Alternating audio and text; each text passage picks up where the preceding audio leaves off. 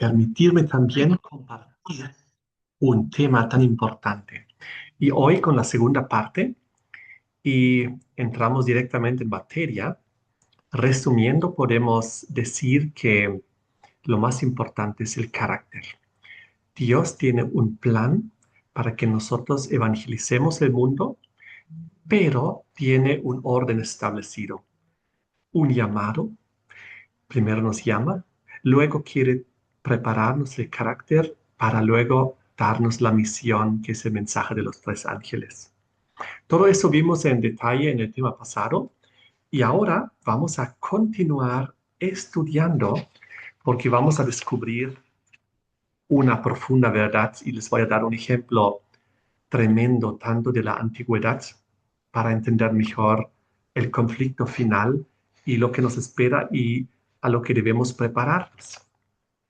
En ese sentido, yo les invito a que alisten sus Biblias porque les voy a hacer una pregunta y la pregunta es, ¿por qué seremos perseguidos en el cercano futuro? Y porque nadie quiere ser perseguido. Y la pregunta es, ¿por qué Dios permite eso? Si somos sus hijos y si Él nos ama. Entonces, ¿por qué nos tiene que tocar una situación tan difícil en el futuro? Y vamos a descubrir cuál es la respuesta y que Dios tiene un plan. Entonces, comenzamos primeramente con el ejemplo de Jesucristo. En Mateo 24, versículo 9, leemos de que en el futuro seremos entregados a tribulación. Y dice, os matarán y seréis aborrecidos de todas las gentes por causa de mi nombre. Así lo describe Jesús, por causa de mi nombre. En el tema pasado vimos que el nombre es un sinónimo de carácter, porque el nombre de Dios, del Cordero y del Padre que será colocado y escrito en nuestras frentes, habíamos visto con varios ejemplos bíblicos que ese nombre es el carácter divino, la justicia divina, la santidad divina, el amor divino. Entonces, al decir que nos matarán, seremos aborrecidos de todas las gentes por causa de mi nombre, podríamos también leer aquí, por causa de mi carácter, dice Jesús. Entonces, ellos nos odiarán, nos perseguirán, nos matarán por causa del nombre de Cristo. Es decir, por causa de volver a reflejar el carácter de Dios en nuestras vidas. Eso es lo que dice el versículo. Y este conflicto final entre el bien y el mal se va a definir exteriormente por la ley de Dios. Sabemos que habrá un conflicto sábado versus domingo. Eso es el conflicto externo. Ley de Dios versus ley de los hombres. Autoridad divina versus autoridad humana. Eso va a ser el conflicto externo, pero habrá también un conflicto interno y ese se refiere al carácter de Dios, la imagen y semejanza de Dios versus el carácter del diablo, un carácter diabólico, mundanal, carnal. Entonces, el conflicto final será a esos dos niveles. Externo, un conflicto por la obediencia de una ley, ley de Dios, frente a las leyes cambiadas por el hombre. Y todo eso viene paralelamente con el conflicto interno entre el bien y el mal. La manifestación del carácter de Dios en sus hijos y la manifestación del carácter diabólico en los hijos de la desobediencia. Ahora, la pregunta es, Dios en la antigüedad permitió que su Hijo Jesucristo sea perseguido y no solamente perseguido, sino también matado por amor al mundo. Y eso fue bajo el Imperio Romano, eso fue bajo Roma en su primera fase. Roma imperial pagana, las piernas de hierro, la cuarta bestia, la terrible y espantosa. Y eso fue la época cuando Jesús tuvo que enfrentar persecución y hasta la muerte. Y analizamos un poquito esto. ¿Qué es lo que Dios más ama? ¿Qué es lo que el Padre más ama? ¿Qué es lo que un padre más ama? Es a su Hijo. La Biblia dice en Lucas 3:22 acerca de Jesús, habla el Padre, tú eres mi Hijo amado en quien tengo complacencia. Oh, el Padre ama mucho a su Hijo, sobre todo porque Jesucristo era un hijo obediente y el Padre lo amaba mucho y estaba muy feliz con su Hijo. ¿Y qué hizo Dios, Padre, con lo que más amaba? Lo dio al mundo. Y eso podemos leer en Juan 3:16, porque de tal manera amó Dios al mundo, que ha dado a su Hijo unigénito, para que todo aquel que cree en Él no se pierda, mas tenga vida eterna. Imagínense esto. El Padre permitió que el mundo, que Roma, odie, persiga y finalmente mate a su Hijo. ¿Y por qué? ¿Por qué? Tiene que haber una buena razón para permitir esto. Y la razón encontramos en Juan 1:14, para que el mundo vea su gloria, llena de gracia y de verdad. Entonces, la gloria de Dios es un sinónimo de su nombre y por lo tanto a la vez es un sinónimo de su carácter. Qué impresionante. Como hemos estudiado ya, carácter, nombre son sinónimos y ahora estamos viendo que también la gloria de Dios es también un sinónimo de su carácter, de la manifestación de su carácter y por lo tanto de su nombre, para que el mundo vea su gloria, lleno de gracia y de verdad, porque el mundo vio la manifestación de Jesucristo, de su carácter. Así que una vez Jesús dijo a sus discípulos, el que me ha visto a mí, ha visto al Padre. Entonces, Jesús mostró al mundo su gloria, la manifestación del carácter divino, del nombre de Dios, de su carácter. Qué maravilloso. Es lo que dice en Juan 17, versículo 6. He manifestado tu nombre a los hombres. Dijo Jesús en su oración cuando habla con su Padre. He manifestado tu nombre, es decir, tu carácter a los hombres. He manifestado la gloria divina llena de gracia y de verdad, porque ¿cómo es la gloria divina? Tiene gracia, es decir, misericordia, piedad y llena de verdad, la manifestación del carácter divino. Entonces, Jesús estaba ahí en la cruz. Antes de llegar a la cruz estaba en esta situación donde estaban Herodes y Poncio Pilato y frente a Pilato surgió la pregunta, porque Pilato se dio cuenta que Jesús no es malo y Pilato de alguna manera quería salvar a Jesús, no quería que muera, y lanzó la pregunta, ¿a quién queréis que os suelte? ¿A Barrabás o a Jesús? Eso encontramos en Mateo 27, todo el relato de 15 al 22. La multitud, persuadida por los principales sacerdotes y los ancianos, dijo que soltase a Barrabás, que crucificase a Jesús. Imagínense, en aquel entonces, el mundo prefirió a Barrabás, un famoso preso, un ladrón bien conocido. Prefirió a este hombre antes de Jesús.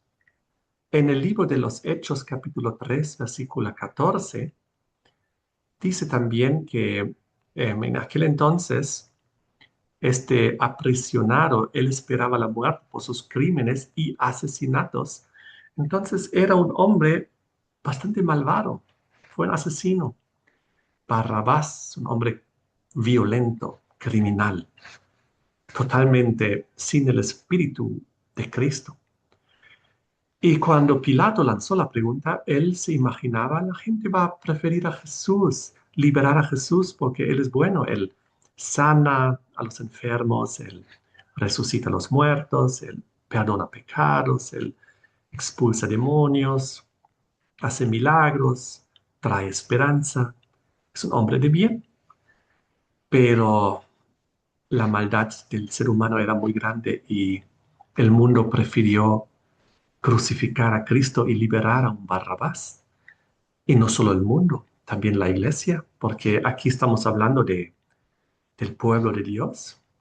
Los principales sacerdotes y ancianos, ellos persuadieron a la multitud a escoger a Barrabás. Así que esto no es solo un problema del mundo, es un problema también de la iglesia. Y si nosotros contemplamos el contraste entre el carácter de Barrabás y el carácter de Jesús, nos damos cuenta de algo. Miren esto. Qué gran contraste entre el carácter de Barrabás y de Cristo. Un contraste muy marcado entre lo bueno y lo malo, entre lo santo y lo pecaminoso, entre lo justo y lo injusto, entre el amor y la ausencia del amor. Y por ende, el contraste totalmente marcado entre el carácter divino y el carácter mundano y diabólico.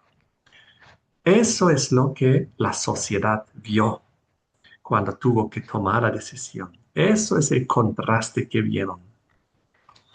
Para entender esto un poquito mejor hay que saber que las tinieblas son oscuras porque en ellas no hay luz. Si no conocemos la luz, no podemos entender las tinieblas. Para entender la mundanalidad y saber que es mala, tenemos que conocer la santidad. Recién contemplando el contraste ahora entre luz y tinieblas, o entre santidad y mundanalidad, este marcado contraste permite a la humanidad ver y reconocer su pecaminosidad, su dureza, su maldad. Y eso le permite al ser humano decidirse conscientemente por uno de los dos caminos, completamente opuestos. Y de esta manera el mundo, el ser humano, la criatura de Dios, recibe una clara oportunidad de arrepentirse, de cambiar el rumbo de la vida, de confesar su pecado y pues finalmente de salvarse. Pero mientras que el mundo no tiene visiblemente un ejemplo de este contraste, entonces no puede cambiar, porque posiblemente no sepa la gravedad de la situación en la que se encuentra. Pero al ver el marcado contraste entre el carácter de Jesús y Barrabás, y ver la luz frente a las tinieblas, ahí la gente pudo tomar su decisión. Hechos 3, versículo 14 indica que Barrabás era asesino, igual al diablo mismo, porque la Biblia dice en Juan 8:44 que el diablo ha sido homicida desde el principio. En ese sentido, Barrabás llegó a ser un símbolo del diablo. Y es preocupante darse cuenta que el asesino queda libre y el santo es asesinado. Para eso nos muestra la tremenda realidad y condición de este mundo caído en el cual nos encontramos, donde reina el príncipe de las tinieblas, Satanás, según Juan 14, versículo 30. Y es exactamente esto lo mismo que ocurrirá una vez más. Esta escena de Jesús y Barrabás, esa misma escena ocurrirá una vez más a escala global, universal, mundial, en la gran persecución de los últimos días, la gran angustia final, antes que venga el Señor. Esa gran crisis final en relación a la imposición de la marca de la bestia, no poder comprar ni vender, donde Dios contraataca con el mensaje de los tres ángeles, este último mensaje de advertencia y amor a la humanidad para tomar el camino correcto, para recibir el sello de Dios y rechazar la marca de la bestia. En ese contexto, como vimos en el tema pasado, el mundo se destacará por la soberbia y los hijos de Dios se destacarán por la paciencia. Entonces, eso es lo que va a volver a ocurrir. La historia de Jesucristo y Barrabás se va a repetir a escala global porque en Mateo 10:22 dice, seréis aborrecidos de todos por causa de mi nombre. Es decir, por causa de mi carácter, por reflejar mi carácter. Mas el que persevere hasta el fin, este será salvo. Qué impresionante. ¿Saben? Nos odiarán, nos perseguirán por reflejar un carácter transformado a la imagen y semejanza de Dios. No dice ahí, y seréis aborrecidos de todos por causa de guardar el sábado. Aunque sabemos que el conflicto sábado-domingo, marca de la bestia, sello de Dios, será el conflicto externo. Pero aquí especifica que seremos aborrecidos y perseguidos y matados por causa del nombre de Jesús, su carácter, porque seremos transformados. Y pues obviamente de paso estaremos guardando el sábado, porque es el día del Señor, es el cuarto mandamiento. Pero el hecho de guardar el sábado simplemente es un reflejo natural de amar a Dios. Amamos a Dios, hacemos su voluntad, su semejanza y carácter se vuelve a reflejar en nuestras vidas. Y guardamos de paso el sábado y seremos perseguidos, obviamente porque guardamos el sábado y estamos en contradicción a la ley mundana de la imposición del domingo, de la marca de la bestia, pero en realidad es por el reflejo del carácter de Dios, que viene acompañado por guardar el sábado. Entonces, eso es algo tremendo. Debemos volver a la imagen y semejanza de Dios. Por eso nos perseguirán, por eso nos odiarán, porque volveremos a reflejar santidad, justicia, amor. Este carácter transformado irá acompañado entonces por la obediencia a los mandamientos de Dios, a los 10, y que como punto principal en la controversia de nuestra lealtad hacia Dios, hacia nuestro Creador, pues guardaremos el Santo Sábado del cuarto mandamiento, que es el monumento recordatorio de la creación de este mundo, porque Dios hizo todo en 6 días y en el séptimo descansó. Y eso será para el mundo la prueba de nuestra lealtad al verdadero Dios creador de los cielos y de la tierra. Ahora les quiero profundizar un poquito más en esta cuestión de Jesús y Barrabás. En Mateo 27, del 21 al 23, encontramos la historia de Jesús y Barrabás. Y saben, el nombre Barrabás es un nombre poco común y su nombre tiene un significado profundo. Barrabás está compuesto por dos nombres. Bar, que significa hijo, y Abba, que significa padre. Bar, Abba, Bar, Abbas. Barrabás, traducido es hijo de un padre o hijo de padre. Barrabás es hijo de padre. Ahora les pregunto, ¿no somos todos nosotros hijos de un padre? Claro que sí. Cada ser humano es hijo de un padre. Por lo tanto, todos nosotros somos Barrabás. Cada uno de nosotros es un Barrabás, es un hijo de padre, porque todos nosotros tenemos un papá. Y eso es lo que dice la Biblia en Romanos 3:23, que todos somos pecadores. No hay justo ni a uno. Todos hemos sido destituidos de la gloria de Dios, de su carácter, de ese carácter. Lo hemos perdido y es por eso, porque todos hemos llegado a pecar y a transgredir la ley, hemos llegado a ser pecadores y finalmente en Romanos 6:23 nos indica que la paga del pecado es la muerte. Así que todos nosotros somos pecadores y todos nosotros somos Barrabás y todos nosotros nos merecemos el mismo destino. Debemos estar en la cárcel como lo fue Barrabás para esperar la sentencia que es la muerte. Así que en cierto sentido, la historia de Barrabás se refleja en la historia de cada ser humano.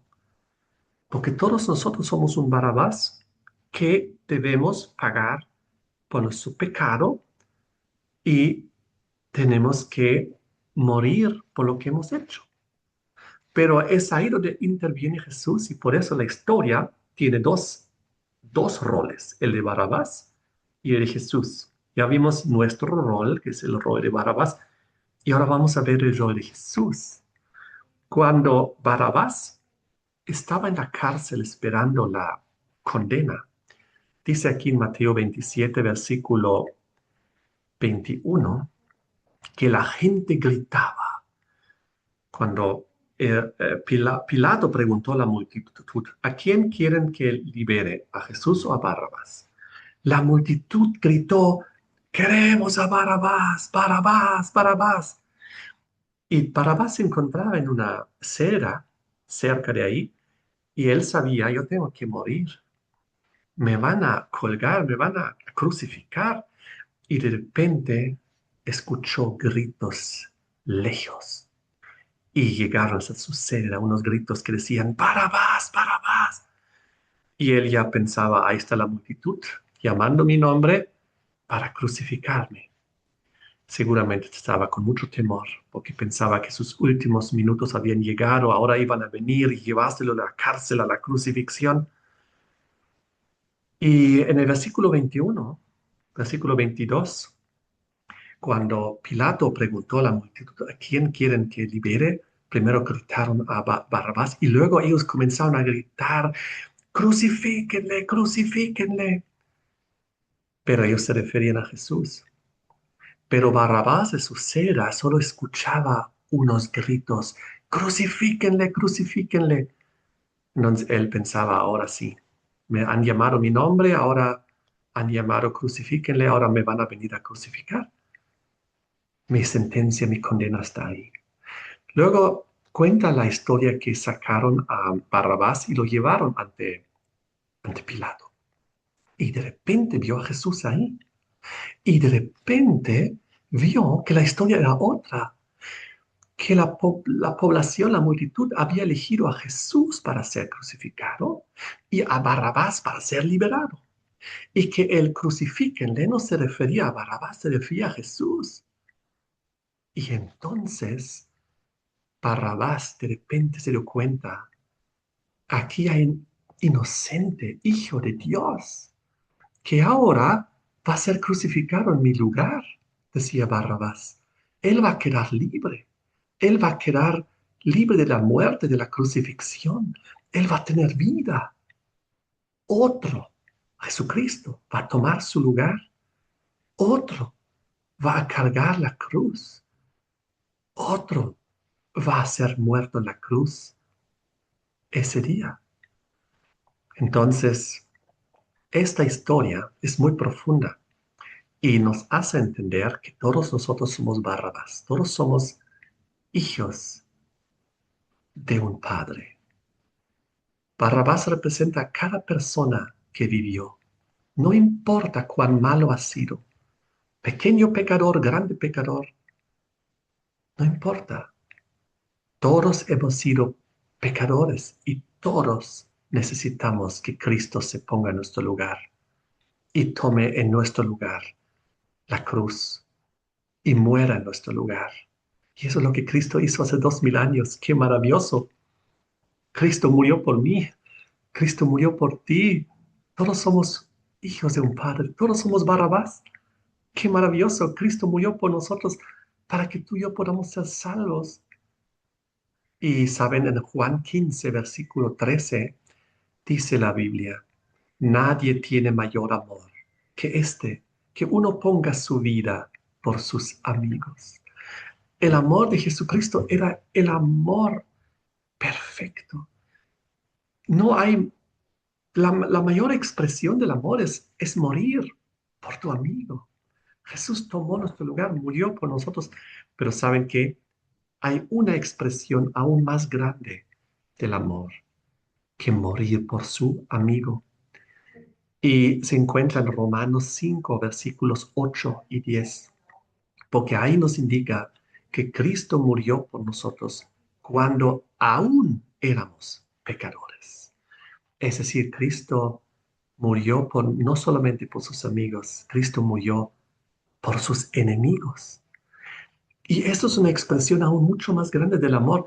Quizás nosotros pudiéramos en un acto totalmente desprendido, heroico de amor, morir por un amigo. Pero imagínense decidir morir por un enemigo. Y eso es lo que Jesús hizo en la cruz, la mayor expresión de amor posible. Cristo muere por sus amigos y por sus enemigos. Ahora les hago una segunda pregunta. Antes vimos qué es lo que Dios más ama. Sus hijos. Su Hijo Jesucristo. Y permitió que sea crucificado, sea entregado al mundo para que el mundo vea el contraste y pueda tomar su decisión. Ahora, en la fase final de la historia humana, Dios permite que también sus hijos obedientes sean perseguidos y matados por amor al mundo rebelde. Y esto ocurrirá nuevamente con Roma, pero esta vez Roma en su segunda fase. Esta vez Roma cristiana, papal.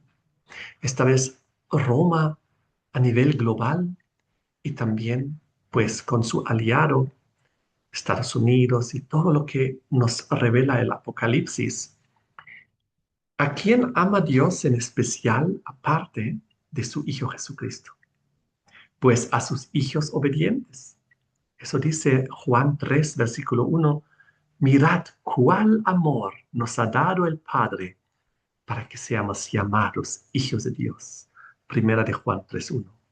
Y en Juan 14:21 dice, el que tiene mis mandamientos y los guarda, ese es el que me ama. Y el que me ama será amado por mi Padre.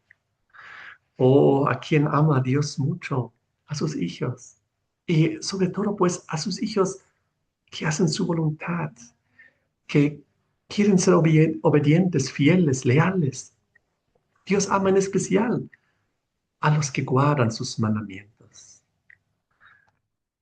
¿Qué hará y permitirá Dios con los que más ama, sus hijos fieles? Y nuevamente, como en los tiempos de Cristo, Dios permitirá que sus hijos sean odiados, perseguidos, asesinados. ¿Por qué? Una vez más, porque Dios quiere demostrar el contraste, para que el mundo vea una vez más el gran contraste entre lo bueno y lo malo, entre lo santo y lo pecaminoso, entre lo justo y lo injusto, entre el amor y la ausencia de amor, entre la obediencia y la desobediencia, y finalmente, resumiéndolo, entre un carácter divino, de vuelta a la imagen y semejanza de Dios, y un carácter mundano, carnal, diabólico. Es lo que Dios va a permitir. Jesús y el diablo se enfrentarán una vez más, nuevamente, pero esta vez mediante sus seguidores humanos. Y los habitantes del mundo tendrán que elegir una vez más entre Jesús y Barrabás. Tal como fue en el tiempo de Cristo, una minoría tendrá el valor de aceptar a Jesús, la verdad, y unirse a los perseguidores, al camino angosto, a la voluntad de Dios y los mandamientos. Pero la gran mayoría, igual como en el tiempo de Cristo, elegirá nuevamente a Barrabás, pidiendo la muerte de los obedientes. O ellos prefieren la gloria terrenal, los placeres terrenales, el mundo, la venganza, la riqueza, los títulos, tantas cosas terrenales. El mundo en su mayoría seguirá caminando por el camino ancho de la perdición, aceptando la violencia, la decadencia moral, la pornografía, el homosexualismo, el aborto, la mentira, los vicios, la idolatría, espiritismo, ocultismo, tantas cosas antes de aceptar la verdad. Para el mundo confundido y engañado, casi todo será permitido, menos la obediencia del cuarto mandamiento del Santo Sábado, el recordatorio de la creación del mundo. Y así, ¿saben? Nuevamente el mundo quedará dividido en dos grupos eternamente definidos por siempre. El mundo dividido entre marca de la bestia y sello de Dios, carácter divino, carácter mundanal, obediencia y desobediencia. Y Apocalipsis 22, versículo 11 lo describe muy bien. El que es injusto sea injusto todavía. El que es inmundo sea inmundo todavía. Pero el que es justo practique la justicia todavía, y el que es santo santifíquese todavía. En la humanidad quedará dividido en dos.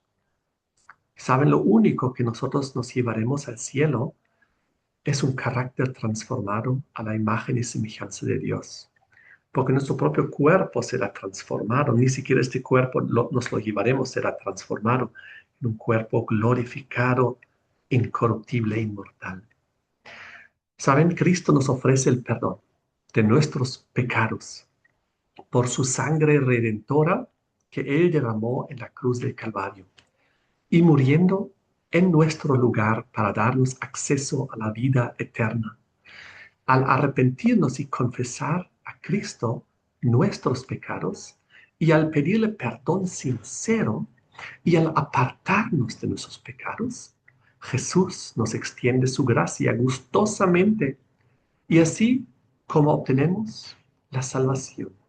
Y entonces comienza el progreso de la transformación del carácter que vimos en el tema pasado con detalle, el cual es de suma importancia, es un proceso, una maduración progresiva, como vimos en el tema pasado, de gloria en gloria, de la luz que comienza como en el amanecer hasta que el día es perfecto, hasta que la sombra se va achicando y finalmente reflejamos la luz del Señor.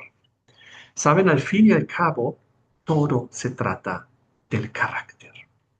En este mundo llegamos a ser finalmente ovejas o lobos, palomas o cordero, palomas o dragones. Uno de los dos.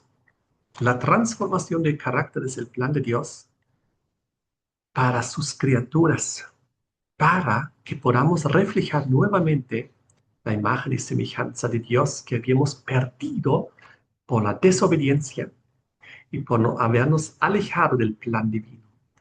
Solamente transformados nuevamente en la imagen y semejanza divina que Dios tiene preparado y así demostrar el carácter de Dios a un mundo caído, es como nosotros Como ángeles santos podemos llevar adelante el mensaje de los tres ángeles de Apocalipsis 14.